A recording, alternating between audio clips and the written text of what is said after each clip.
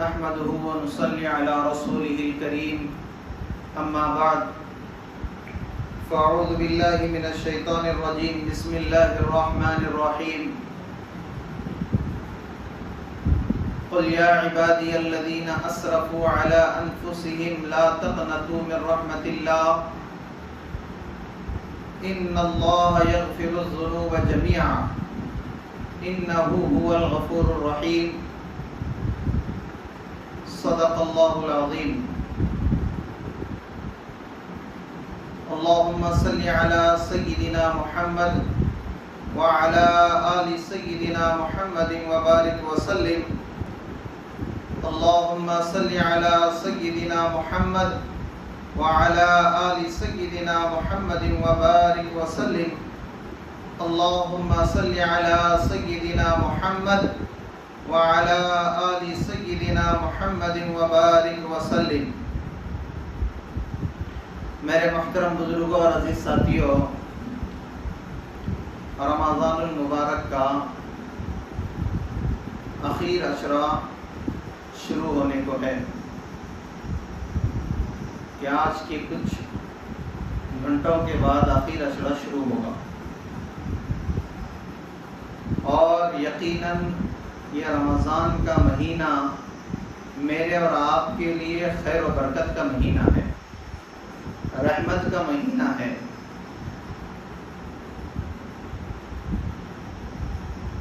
اللہ تبارک و تعالی نے پہلے عشرے کو رحمت بنایا، دوسرے عشرے کو مغفرت بنایا اور تیسرے عشرے کو جہنم سے، آگ سے آزادی کا ذریعہ بنایا.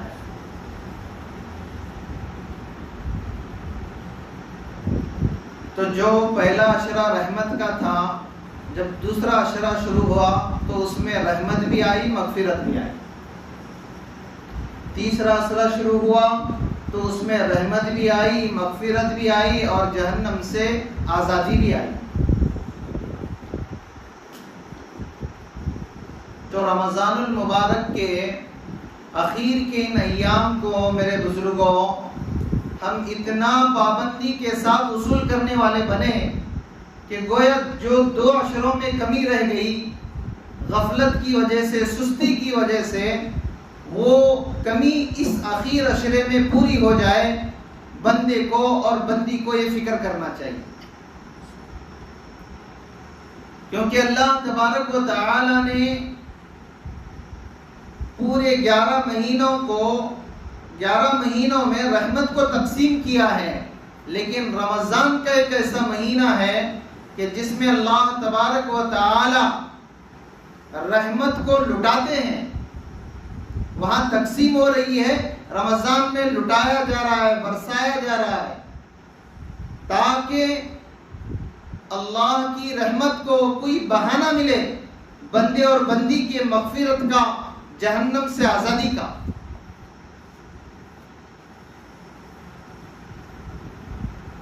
تو اللہ کے اس دی ہوئی بڑی نعمت کی ہم قدردانی کریں، کیونکہ میرے بزرگوں، عزیزوں، دوستوں، دیکھو یہ بڑے افسوس کی بات ہوتی ہے کہ رمضان المبارک جیسا مہینہ پا کر اللہ کے بندے اللہ کے سامنے تائب نہ ہو جائے، اللہ کی طرف رجوع نہ ہو جائے. یہ بہت بڑے افسوس کی بات ہے. اس کے لیے حدیث پاک میں بھی ڈرایا گیا ہے کہ رمضان کا مہینہ پالے اور اس کی مغفرت نہ ہو،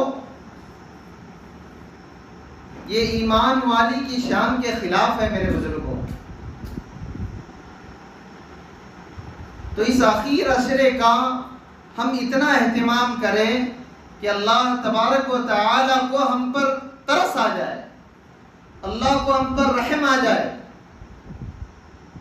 ایک تو آخر عشرہ ہے اور اس آخر عشرے میں شب قدر کی بڑی فضیلتیں اور طاعت راتوں کی بڑی فضیلت پیارے نبی صلی اللہ علیہ وسلم نے فرمائی ہے.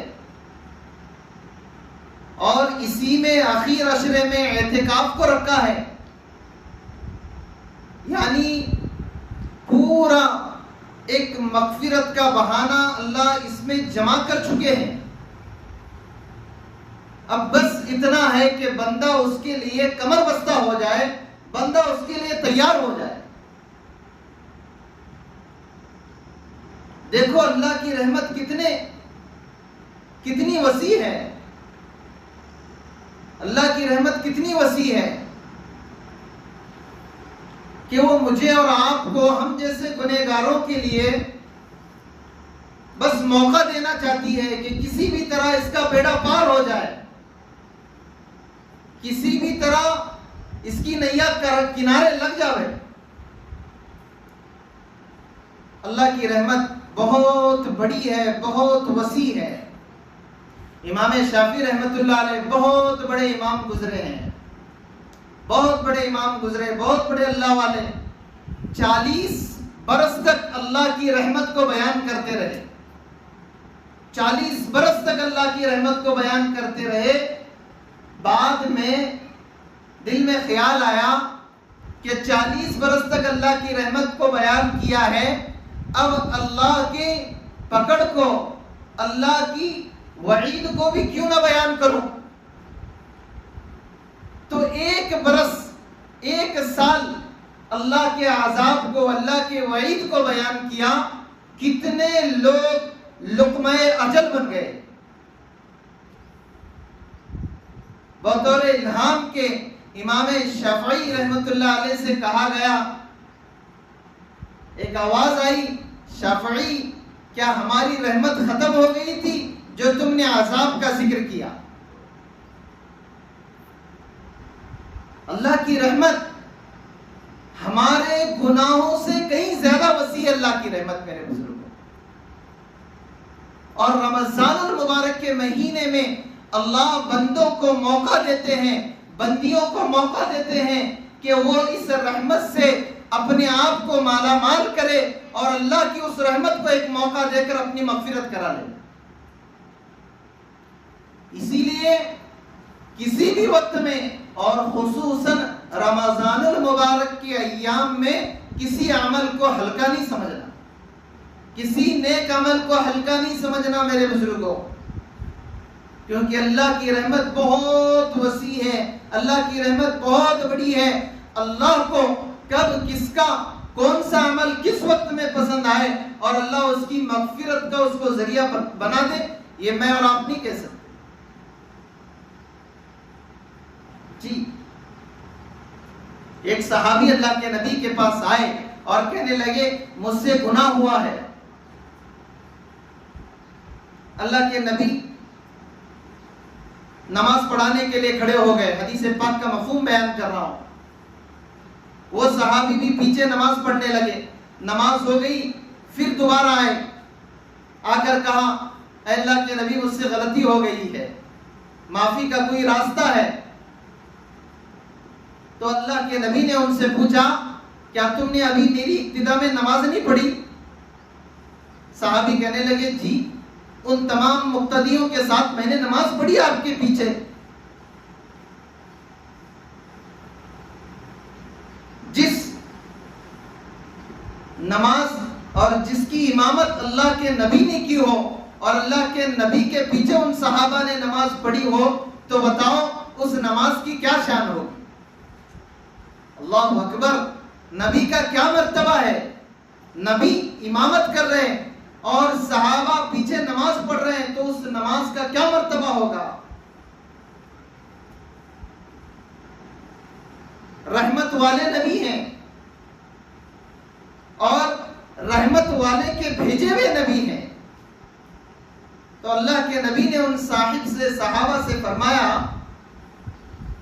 کہ دیکھو جب میں نے سلام پھیرا تو عرش والے نے مجھے پیغام بھیجا, رحمت والے نبی کے پیچھے تم نے نماز پڑھ لی, اس رحمت والے نبی کی برکت سے اللہ نے اس گناہ کو تمہارے معاف کر دیا.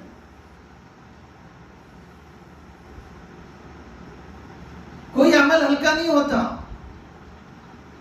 کوئی عمل ہلکا نہیں ہوتا. اور جو اللہ کے کسی اچھے عمل کو ہلکا سمجھے وہ خود اپنے آپ کو گرا رہا ہے اللہ کے نظروں میں. ہاں جی, اسی لیے فرمایا نا کسی سنت کو بھی ہلکا نہ سمجھو. زبیدہ بڑی اللہ والی ہیں. لکھا ہے کتابوں میں واقعہ بادشاہ ہارون رشید کی ملکہ زبیدہ بڑی خدا ترس اور نیک صالح عورت تھی. اپنے زمانے میں انہوں نے ایک کام کیا تھا کہ طائف سے لے کر مکہ تک ایک نہر کی تعمیر کی تھی جس میں پانی کا انتظام کیا تھا لوگوں کے لیے. اور وہ زمانہ پانی کی سخت پریشانی کا زمانہ تھا. اس زمانے میں طائف سے مکہ تک کی نہر کھدوا کر پانی کا انتظام کرنا بہت بڑا کام تھا. آج ہمارے اس عروج کے دور میں جہاں پر ہر چیز کی سہولت ہے, اتنی بڑی مشینریاں ہیں, پھر بھی آج اس دور میں پانی کی قلت ہمیں محسوس ہوتی ہے. پانی کی قلت کبھی محسوس ہوتی ہے. وہ دور کیا ہوگا؟ اس دور میں انہوں نے انتظام کیا. بتاؤ کتنا بڑا کام کیا. اور کسی کو پانی پلانا, پیاسے کو پانی دینا بہت بڑا ثواب کا کام ہے میرے بزرگوں. تو زبیدہ کا انتقال ہو گیا. اپنے کسی عزیز اور دوست کے خواب میں زبیدہ آئی تو وہ صاحب, وہ عزیز جنہوں نے ان کو خواب میں دیکھا, کہنے لگے سناؤ زبیدہ کیا ہے, یعنی کیا حال ہوا تمہارا. کہنے لگی کہ بہت کٹھن مسئلہ تھا, بہت کٹھن مسئلہ تھا. وہ طائف سے مکہ کی نہر کا معاملہ بھی سامنے آیا تو اللہ نے یوں کہا دیکھو وہ نہر تم نے کر دی, اس میں تمہارا کوئی کمال نہیں ہے. اس میں جنہوں نے قومی اعتبار سے تم نے تعاون کر کے کام کیا تھا, جنہوں نے جس طرح حصہ لیا ان کو ان کا ثواب مل گیا ہے. اب یہ نہر تمہارے لیے ذریعہ نہیں بن سکتی مغفرت کا. پھر اللہ نے کہا ایک عمل ہے جس کی وجہ سے ہم نے آپ کی مغفرت کی ہے.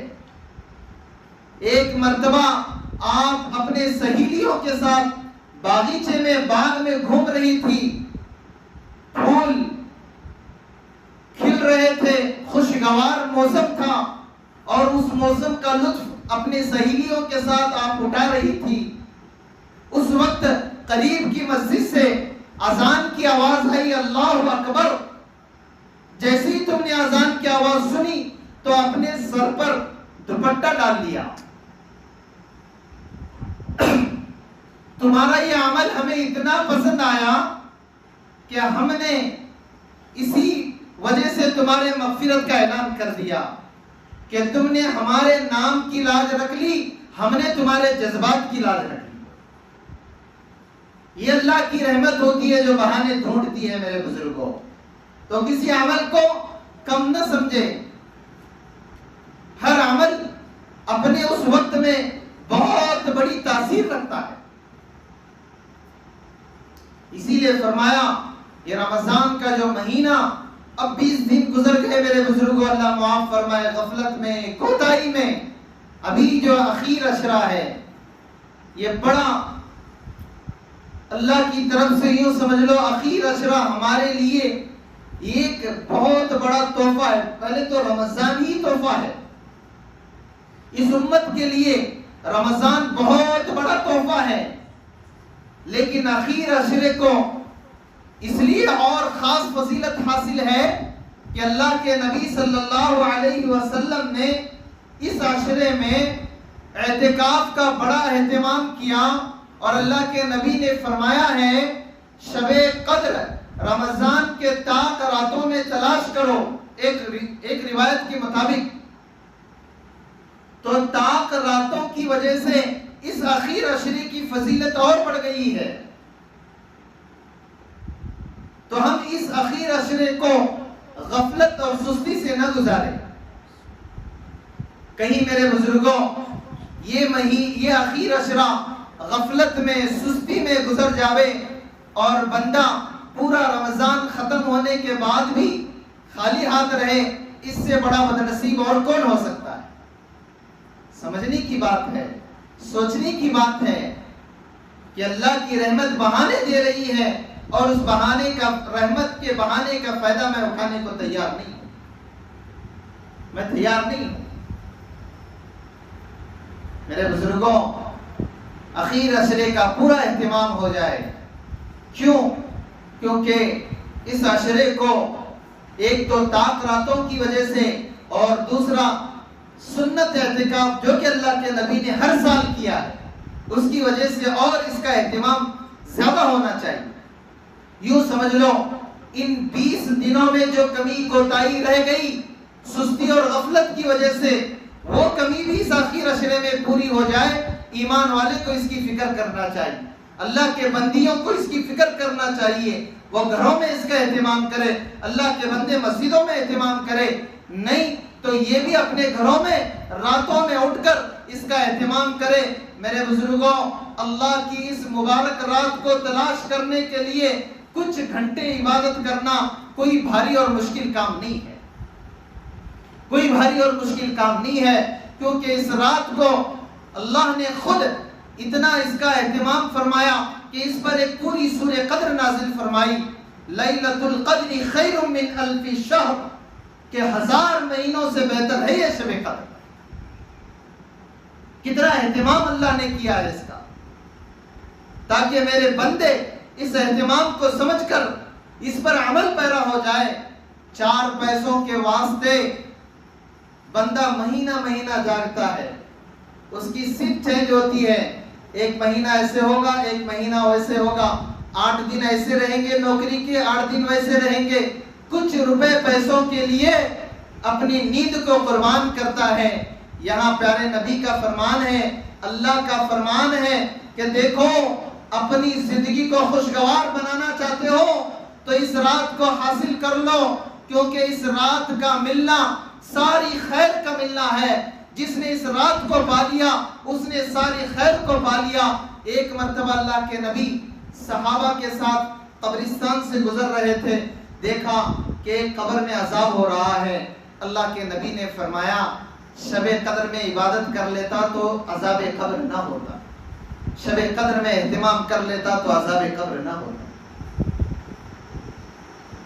اور میرے بزرگوں، کچھ گھنٹے اللہ کے لیے جاگنا، میں پہلے بھی عرض کر چکا ہوں، اسلام میں رہبانیت نہیں ہے، اسلام میں رہبانیت نہیں ہے کہ سب چھوڑ چھاڑ کے کوئی بندہ پہاڑ کے گوشے میں جا کر عبادت میں اللہ کے ذکر میں مشغول ہو جائے۔ اسلام نے اس سے روکا ہے، اسلام نے اس کو منع کیا ہے، رہبانیت نہیں ہے۔ لیکن میرے بزرگوں، ان تمام چیزوں میں ہوتے ہوئے، کاروبار ہے، بیوی ہے، بچے ہیں، اپنے مشغلے ہیں، ان تمام میں رہتے ہوئے اللہ کی طرف متوجہ ہونا یہ بندے کو اللہ کے قریب لے کر جاتا ہے۔ سب چھوڑ چھاڑ کر کوئی بھی بیٹھے گا، لیکن سب ضرورتوں کو رکھ کر بندہ اللہ کی طرف متوجہ ہو جائے، ایسے بندے اللہ کو بڑے پسند ہیں۔ یہ اللہ کے قریب رہنے والے، یہ اللہ کی رحمتوں کے قریب جانے والے بندے ہیں میرے بزرگوں۔ اس لیے ہم اس کی قدر کریں تاکہ یہ رات ہمیں مل جاوے، اس رات کا اہتمام ہو جائے۔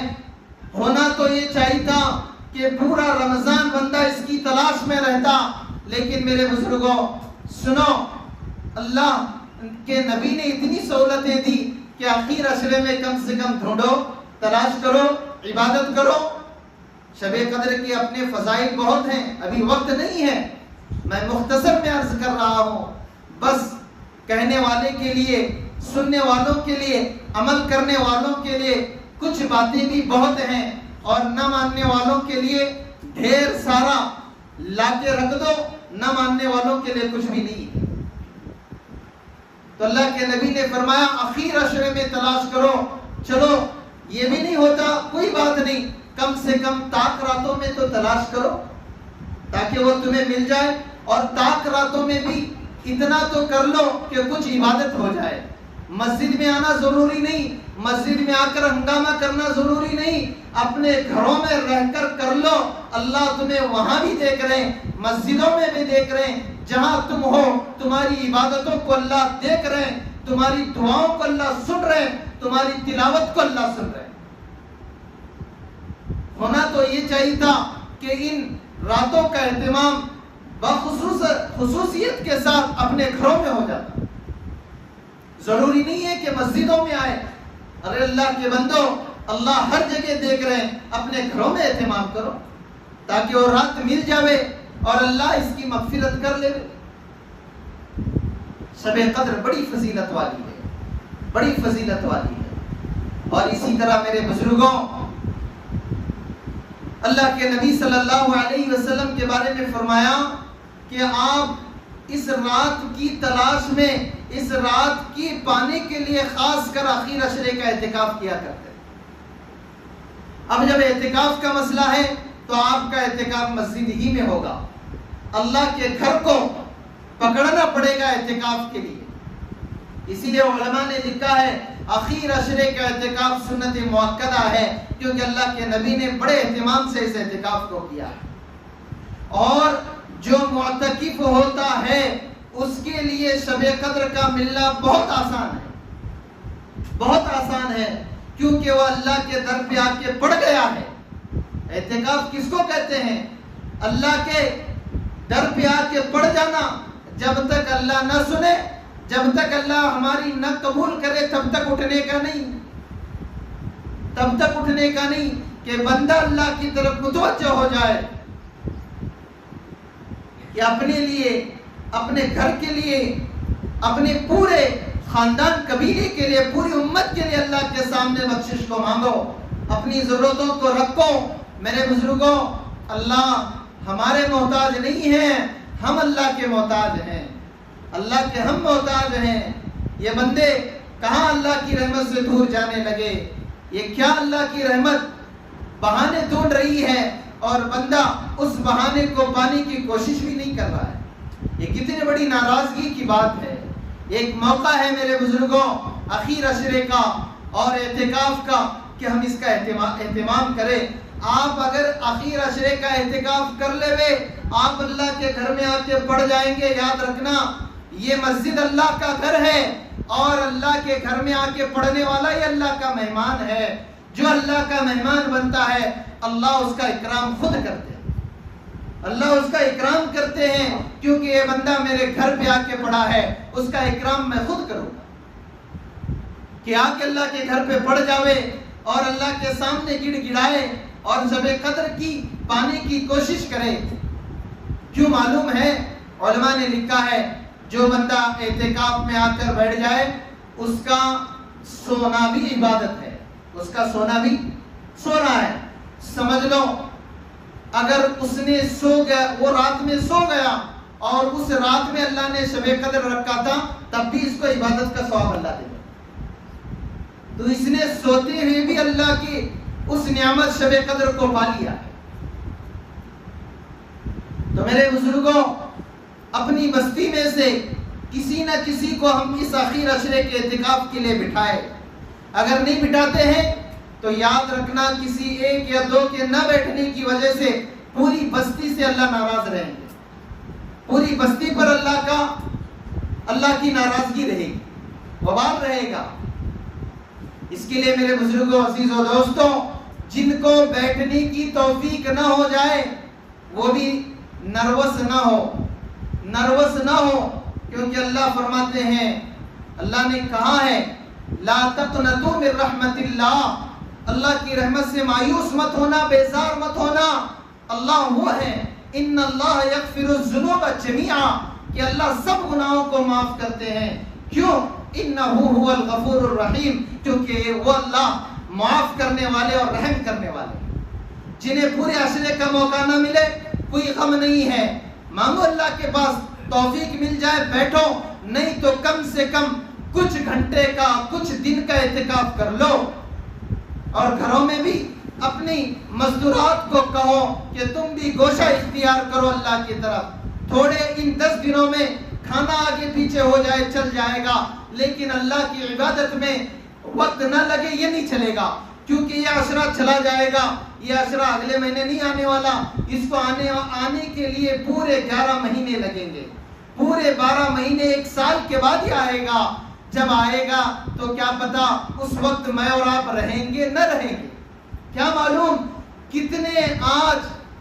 کتنے ہمارے ساتھ پچھلے سال تھے وہ آج نہیں ہیں. ہمارے درمیان بیٹھنے والے وہ ہمارے درمیان سے چلے گئے. غنیمت سمجھو مل بیٹھنے کو، جدائی کی گھڑی سر پہ کھڑی ہے. غنیمت سمجھ لو مل بیٹھنے کو، جدائی کی گھڑی سر پر کھڑی ہے. کیا معلوم آگے موقع ملے نہ ملے، توفیق ملے نہ ملے. جو کام کل کرنا ہے آج کر، اور جو آج کرنا ہے وہ ابھی کر، ٹالنا نہیں.